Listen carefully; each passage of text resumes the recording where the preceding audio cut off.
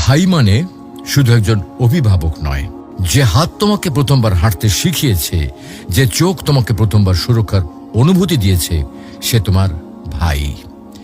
শৈশবে যখন তুমি পড়ে গিয়েছিলে, সবার আগে যে দৌড়ে এসে তোমাকে তুলেছিল, সেই তোমার ভাই। স্কুলে কেউ তোমাকে কষ্ট দিলে যে বুক ফুলে সামনে দাঁড়াতো, সে তোমার ভাই।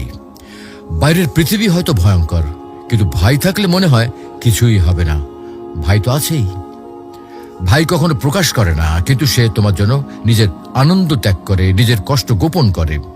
তুমি খুশি থাকলে সে খুশি, তুমি দুঃখী হলে সে ভিতরে ভিতরে ভেঙে যায়। সময় যতই পেরিয়ে যাক, বয়স যতই বাড়ুক, ভাই সব সময় তোমার অভিভাবকই থেকে যায়। বিয়ের পরেও দূরে থাকলে ফোনে শুধু একবার বলবে, ভাই আমার একটু সমস্যা হয়েছে, আর সে দেরি না করে তোমার পাশে হাজির হবে। প্রিয় ভাই বোন, এই সম্পর্ক রক্তের বাঁধনে গড়া।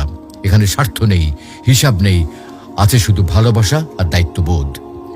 যতদিন ভাই বেঁচে আছে, ততদিন তোমার জীবনে একজন নীরব অভিভাবক রয়েছে, যে সব সময় তোমার পেছনে পাহাড় হয়ে দাঁড়িয়ে রয়েছে। তাকে কদর করো, তার জন্য দোয়া করো, কারণ ভাইয়ের ভালোবাসা এটা আল্লাহ দেওয়া এক অমূল্য নিয়ামত।